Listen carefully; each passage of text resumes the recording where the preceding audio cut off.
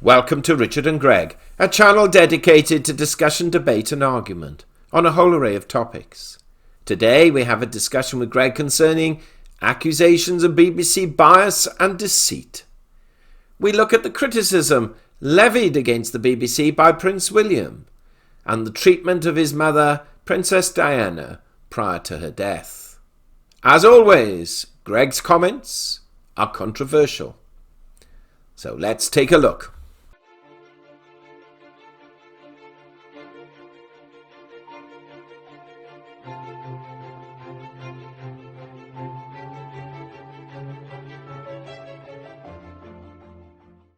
Welcome to Richard and Greg. It's Sunday, the 23rd of May, 2021, and it's 12:21 in the afternoon.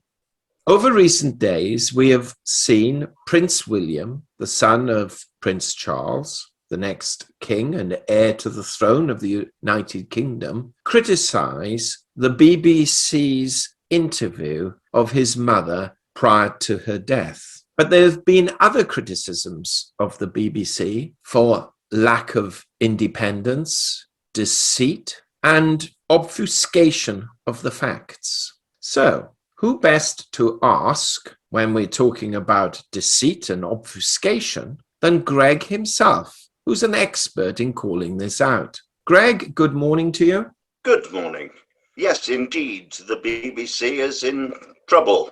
Deservedly so, in my opinion. I haven't watched the BBC for probably 20, 25 years now. I just don't trust it. Whether it's Jimmy Savile, who everybody has tended to be aware was a liability, and the BBC, it shows many were aware of his perversions. The fact that when he was exposed, many others came out of the woodwork and were sought out and left the BBC, some to go to prison, or almost any number of situations, whether it's a news broadcaster, their lead news broadcaster at the moment, Hugh Edwards, who comes across as patronizing, sneering, and basically dishonest in his presentation. In my opinion, the BBC's propagandizing against Brexit with campaigns promoting fear campaigns. It just continues. At the moment, for instance, we have well-known climate scientists who cannot get any airing or publicity on the BBC because they're much too busy promoting the myth of an existential climate problem on a planet where the climate has been falling for numerous years.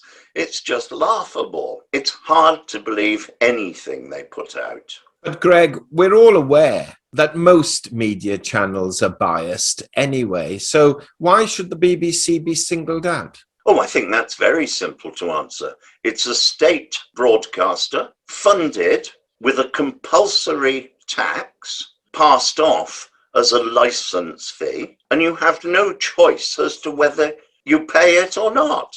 All the other channels, you have a choice whether you watch it. You're not expected to pay for it. It's up to you, and it's up to them if they wish to publish propaganda. But the BBC publishes propaganda in our name.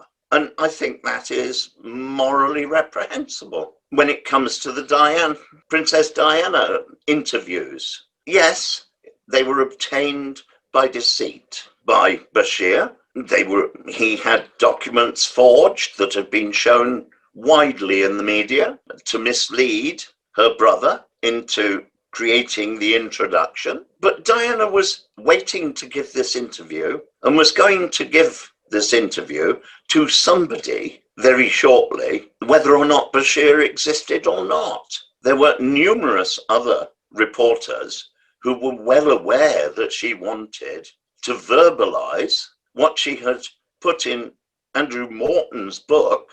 That must have been a couple of years before. I can't remember the exact timeline. Bashir didn't actually publish or broadcast anything from his interview that wasn't already common knowledge. It strikes me when Harry and William are lambasting Bashir, which they have every right to do, to express their opinion, they rather overlook one massive factor, and that was the total inadequacy as a husband of Prince Charles. Their marriage broke down because of Prince Charles's behavior, not because of Diana.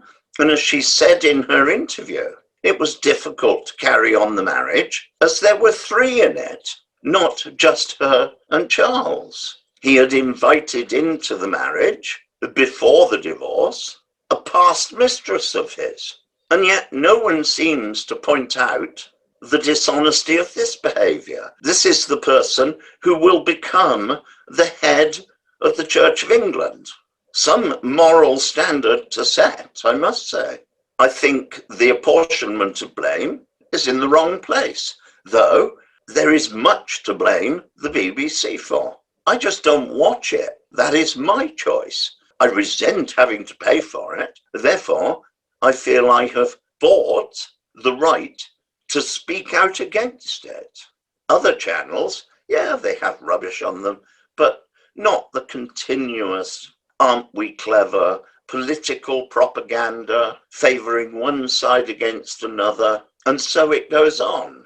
And other channels are entitled to do this. It's their channel, and they are marketing their channel to their advertisers and to the public. The BBC is not marketing itself to anybody except itself. And look, in their last published annual report, the staggering number of people in the BBC who out-earn our Prime Minister. Is there a single one of them who's worth that money? I personally don't think so. When you have individuals who are supposedly pundits, who are earning approaching £1 million a year with no real responsibility for anything. When you have comedians whose stock line in trade isn't humour, it's smut. There's very little of any value when you read through the programme of what is appearing on the BBC that's worth watching, especially when there are some 80 other channels around the world that you can get on Freeview for nothing because they fund themselves from advertising. Sorry, I have no time for the BBC. I would like to see it dismantled. It is beyond repair.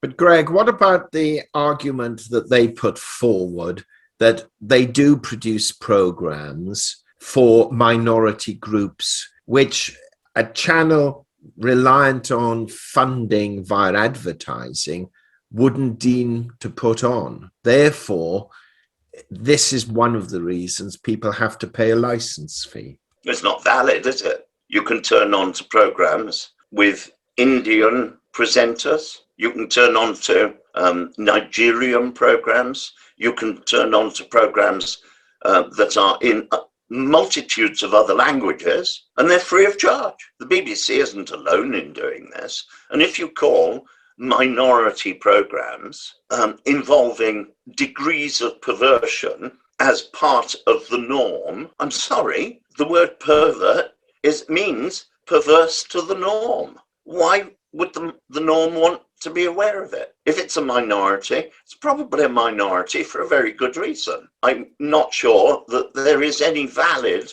argument in producing a public expense facility for mainstream broadcasting on a state producer of minority views.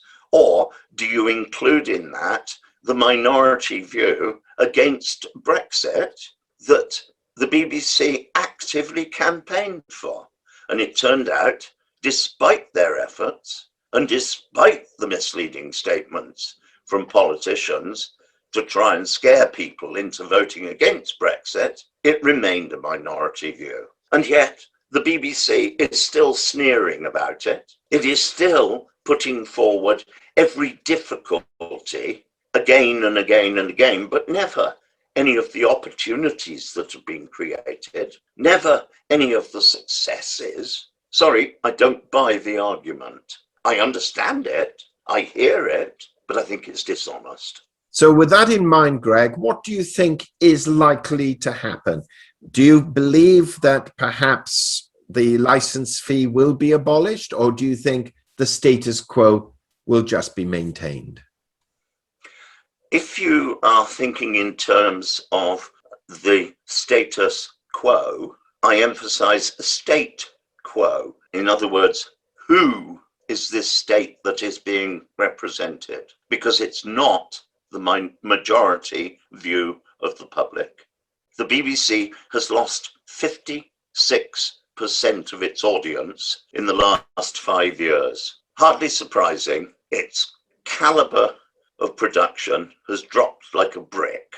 It's rammed full of opinionated, smug, Westminster bubble individuals who just don't represent what the viewers want to watch. Do you want to watch smut as humour? Do you want to watch these endless down-market, sleazy soap operas? Just how many police storyline programs can any of us put up with? The best thing to do with the BBC, root and branches, is turn it off. Sell off its assets to people who will produce television. Some may produce biased television in their own right and fund it from advertising. Others may produce high quality television and fund it from advertising. Others might produce a channel, for instance, of sport, as Sky do, and fund it by selling the channel to the public. And so it goes on. But a state broadcaster, I don't think there is a case for it. And when you say, what do I think will happen? I think there will be a monumental fudge, a great big cover up, and will continue just the same until the next scandal, because I don't think anybody has the integrity or guts to shut it down. Greg, as always, we know exactly where you stand. Thank you for sharing. My pleasure.